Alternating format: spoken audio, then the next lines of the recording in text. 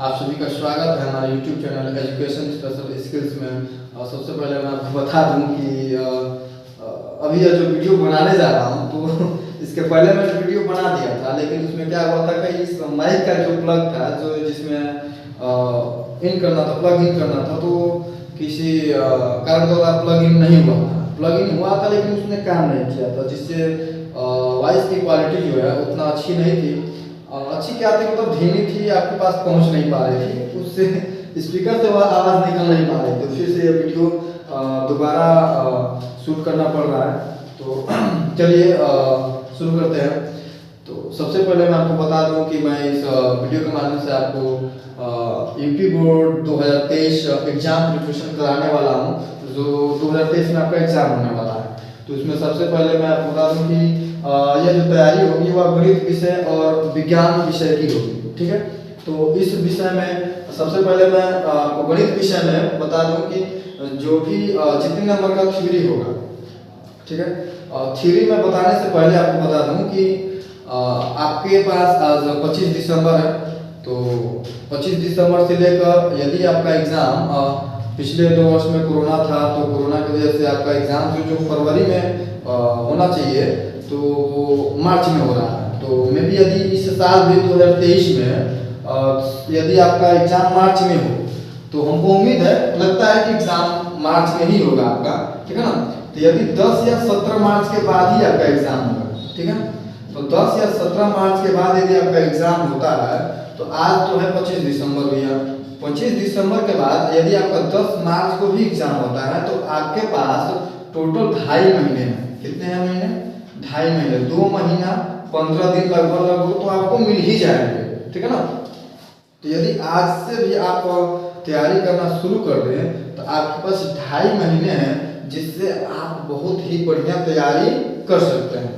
अब मैं ये किस आधार पे कर रहा हूँ कि मैं पिछले 1 महीने से यूपी बोर्ड की तैयारी बच्चों को करा रहा हूँ, ठीक है। तो मैं पर डे उनको मतलब 1 घंटे पढ़ाता हूँ पर डे।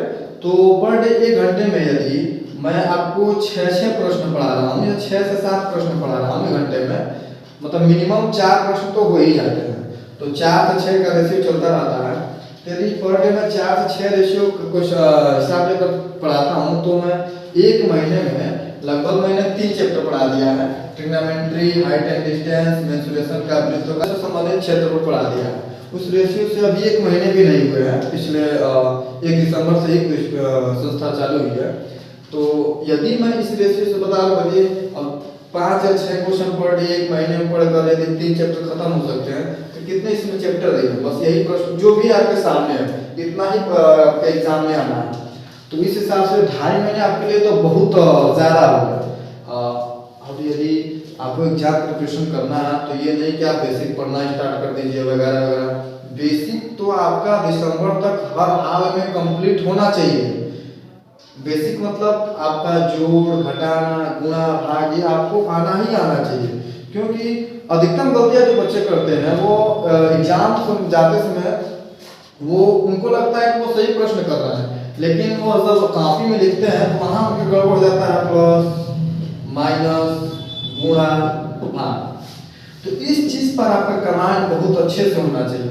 आपको कैलकुलेशन यानी जोड़, घटाना, गुणा, भाग बहुत ही अच्छे से आना चाहिए। उसमें क्या होता है कि कई बच्चे जो होते हैं उसमें आपको मान लीजिए +3 है और यह +4 और -3 है। अब इसका आंसर चूंकि 4 में 3 1 आएगा।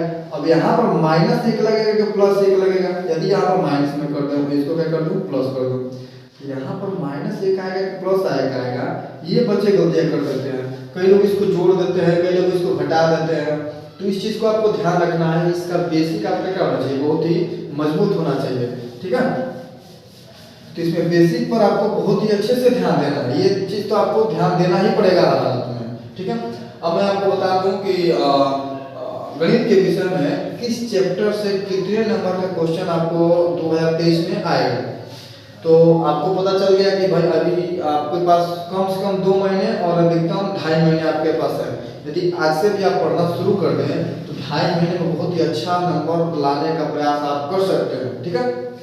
तो सबसे पहले मैं आपको बता दूं कि ट्रिग्नोमेट्री, हाइट एंड डिस्टेंस त्रिकोणमिति और हाइट, ऊंचाई और दूरी से आपको 10 नंबर का क्वेश्चन आएगा। कितने नंबर का आएगा क्वेश्चन? 10 नंबर का। ठीक है। और उसके बाद से आपको पढ़ना है मेंसुरेशन। क्या पढ़ना है? मेंसुरेशन। तो मेंसुरेशन में आपको दो चीज पढ़ना है, वृत्तों से संबंधित क्षेत्रफल और पृष्ठीय क्षेत्रफल और आयतन। इसमें क्या होता है कि बस आपको वृत्त का पढ़ना फार्मूला, किसमें पढ़ना? वृत्त का। और उसमें पृष्ठीय क्षेत्रफल पढ़ना है, जैसे घन हो गया, घनाभ हो गया, इन सब का क्या होता है? पृष्ठीय क्षेत्रफल के बारे में फार्मूला पढ़ना है। ठीक है। और सबको आयतन वगैरह हो गया। तो इसमें टोटल मेंसुरेशन में आपका कितने नंबर का आ जाएगा? 10 नंबर का आ जाएगा। ठीक है। तो हाइट एंड डिस्टेंस और ऊंचाई दूरी मिला कितने नंबर का हो गया? 10 नंबर का। ठीक है। और मेंसुरेशन आपका कितने नंबर का हो जाएगा? 10 नंबर का। तो 20 नंबर तो ये हो गए। ठीक है। उसके बाद से आपको पढ़ना पड़ेगा संख्याइकी। जो इस चैप्टर का यदि आपको अच्छा नंबर लाना है, मिनिमम 10 नंबर, तो इसको आप ला ही सकते हैं, इसलिए कि यह जो होता है फार्मूला बेस्ड क्वेश्चन होता है। क्योंकि गणित में तो सभी फार्मूला बेस्ड ही क्वेश्चन होते हैं, लेकिन इसका फार्मूला यदि आपने तैयार कर लिया, आपको समझ में आ गया कि कौन से फार्मूले पर कौन सा क्वेश्चन लगेगा, तो आप इसमें तो 10 में से 10 नंबर कर ही सकते हैं। बहुत ही आसान चैप्टर है। इसमें बस आपको थोड़े से कॉन्सेप्ट बढ़ानी है और इसमें थोड़ा सा ध्यान देना है कि भाई कौन से प्रश्न में कौन से फार्मूले का यूज होगा, ये आपके लिए क्या हो जाएगा? बहुत ही आसान हो जाएगा। और आप इसके 10 नंबर तो आप किसी भी तरह ला ही सकते हैं, इतनी तो गारंटी है भैया। देखिए अब आता है ज्यामिति। तो ज्यामिति जो चैप्टर होता है इस गणित विषय का सबसे कठिन चैप्टर माना जाता है। हालांकि चैप्टर कठिन है भी, वो इसलिए है क्योंकि इसमें हमको पढ़ना रहता है समरूप त्रिभुज की परिभाषा। मतलब त्रिभुज होते हैं, उन त्रिभुजों से संबंधित हमारे पास 9 प्रमेय होते हैं, यानी 9 नियम होते हैं कि त्रिभुज के पास आपके पास त्रिभुज के लिए 9 नियम होते हैं। 9 प्रमेयों को आपको क्या रहता है? पढ़ना रहता है। और 9 प्रमेयों को पढ़कर उस पर आधारित क्वेश्चन को क्या करना रहता है? हल करना रहता है। और 9 प्रमेयों को भी सिद्ध करना में भी रहता है। 1-2 क्वेश्चन सिद्ध करने वाले भी आते थे, लेकिन पिछले 2 वर्षों से में भी नहीं आ रहे। ठीक है। तो इसमें आपको ध्यान देना है कि 9 प्रमेय यदि आप तैयार कर लेंगे और उसके बाद से आपको उसमें थोड़ा सा रचना, एक क्वेश्चन आता है रचना का, जिसमें आपको पढ़ना रहता है कि वृत्त से स्पर्श रेखा खींचना रहता है 6 सेंटीमीटर दूर, 7 सेंटीमीटर दूर। तो आपको पढ़ाया जाएगा, तो जो बताया जाएगा। इसका मतलब यदि सिर्फ आप ज्यामिति तैयार कर रहे हैं और ये रचनाएं तैयार कर रहे हैं, तो अकेले कितने नंबर का आता है? 12 नंबर का आता है। तो यदि आपको अच्छा नंबर लाना है तो सबसे ज्यादा मेहनत आपको ज्यामिति पे करनी रहती है। यदि ज्यामिति पे आपने मेहनत कर लिया तो ये बाकी जो अध्याय है ज्यामिति की अपेक्षा क्या है? बहुत ही आसान है। ठीक है। और इस चैप्टर का, इस बुक का सबसे आसान अध्याय जो माना जाता है मेरे हिसाब से, आपके हिसाब से भी हो जाएगा। सबसे आसान अध्याय है बीजगणित और द्विघात समीकरण, जो कितने नंबर का आता है आपका? 18 नंबर का आता है। तो यदि आपको 18 नंबर की तैयारी करनी है तो सबसे पहले आप क्या तैयार कीजिए? बीजगणित और द्विघात समीकरण। बीजगणित में आपको क्या पढ़ना रहता है? 2 चर वाले रैखिक समीकरण, जिसमें आपको 3 विधियां मिलती हैं, प्रतिस्थापन विधि, विलोपन विधि और वज्रगुणन विधि। इसके माध्यम से हम रैखिक समीकरण को हल करना सीखते हैं। उसके बाद से आपका आता है द्विघात समीकरण। तो द्विघात समीकरण में आपको गुणनखंड के बारे में पढ़ना रहता है कि किस प्रकार से कितने नियम के द्वारा गुणनखंड आपको किया जा सकता है, मतलब गुणा का खंड। तो द्विघात समीकरण का एक मोस्ट इंपोर्टेंट रूल होता है जिसमें हम गुणनखंड उसके हिसाब से करते हैं। उसके अलावा ऑप्शनल होते हैं चीजें कि उसके अलावा यदि आपको आता है तो आप वर्ग बनाकर भी गुणनखंड कर सकते हैं या फिर किसी और माध्यम से भी गुणनखंड कर सकते हैं। तो जो मोस्ट इंपोर्टेंट रूल होता है आपको अध्याय में पढ़ाया जाएगा। ठीक है। उसके बाद आता है द्विघात समीकरण का विविधकर तथा मूलों की प्रकृति। इसके जो मूल आते हैं उनकी प्रकृति जानना रहता है, उसके बारे में लिख देना रहता है, ज्यादा कुछ इसमें नहीं होता है। तो यदि आप आसानी से 15 से 20 दिन मेहनत करते हैं तो ये 18 नंबर का क्वेश्चन तो आपको तैयार है। ये 18 नंबर क्वेश्चन आपको हर हालत में तैयार करना है, क्योंकि सबसे ज्यादा नंबर बीजगणित और द्विघात समीकरण से आपको आते हैं। यह अकेले 18 नंबर का काम करता है। अब जो आपके थ्योरी का क्वेश्चन कितने नंबर का होता है? तो 70 नंबर का होता है। अब 70 नंबर में आपको 23 नंबर क्या लाना रहता है? पासिंग मार्क लाना रहता है। थ्योरी की बात कर रहा हूँ, ठीक है। तो 70 में 23 नंबर लाने के लिए 18 नंबर को तो आप यही दो चैप्टर से उठा लेना है, ठीक है। तो कम से कम ये दो चैप्टर तो आपको तैयार होना चाहिए जिससे आपका पासिंग मार्क आ सके।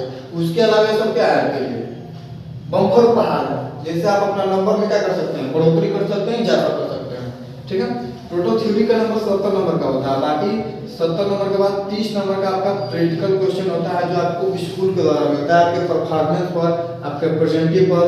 वहाँ पर ओरल टेस्ट भी होता है जिसमें आपको मौखिक प्रश्न पूछा जाता है और कुछ फाइलें लिख कर देनी रहती हैं।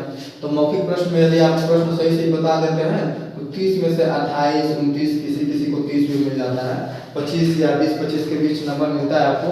और थ्योरी में यदि आप 60 नंबर भी कर लेते हैं और 25 नंबर इससे मिल जाता है तो आराम से 85 के ऊपर नंबर आपका आ ही जाता है किसी भी तरह। लेकिन आपको थ्योरी में बहुत ही अच्छे से मेहनत करना है। अभी आपके पास 2.5 महीने हैं, आप चाहें तो बहुत अच्छे से मेहनत कर कर अच्छा नंबर ला सकते हैं, ठीक है। तो देखिए मैंने क्या कहा कि त्रिकोणमिति और हाइड्रेशन का 10 नंबर, मेंस्ट्रुएशन का 10 नंबर, उसके बाद से साइंटिफिक का कितना नंबर 10 नंबर, 30 नंबर ये हो गए। और 12 नंबर आता है आपका ज्यामिति से, तो कितने हो गए भैया 42 नंबर हो गए। उसके बाद से आपका बीजगणित और आ जाता है द्विघात समीकरण, कितना नंबर का आ जाता है 18 नंबर का। तो 18 नंबर कितने हो गए 60 नंबर। और 60 नंबर के बाद ये 5 नंबर का आपका आता है वास्तविक संख्या और 5 नंबर का आता है निर्देशांक ज्यामिति।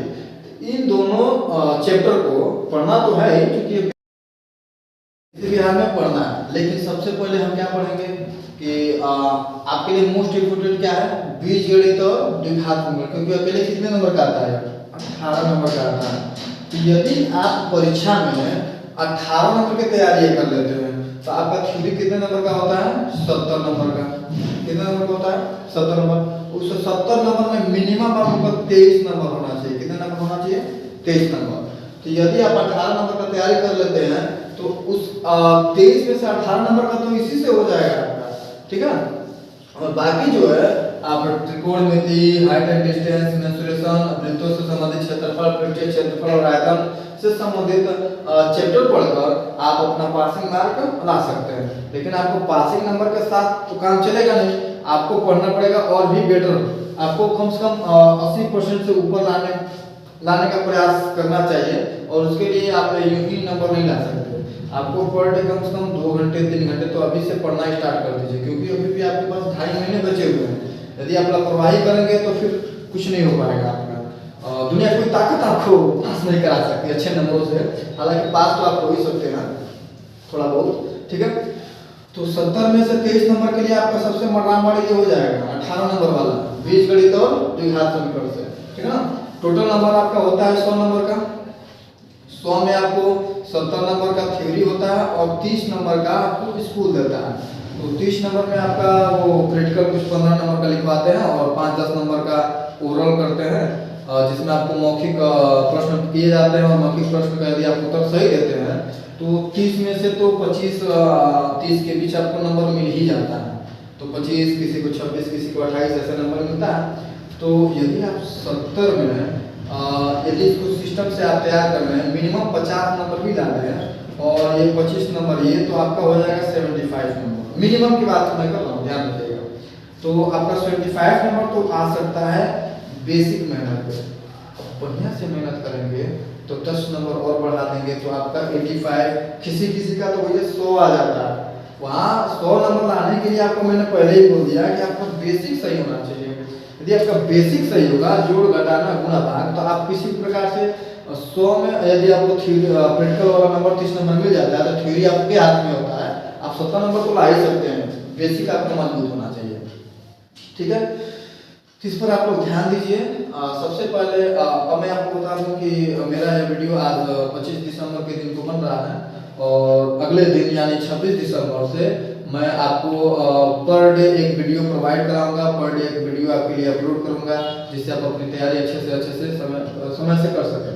तो मैं पिछले 25 दिन से बच्चों को पढ़ा रहा हूँ, तो उसमें मैंने उनको trigonometry, height and distance, mensuration, वृत्तों से संबंधित क्षेत्रफल पढ़ा दिया है। मुझे पढ़ाना है अब पृष्ठीय क्षेत्रफल और आयतन।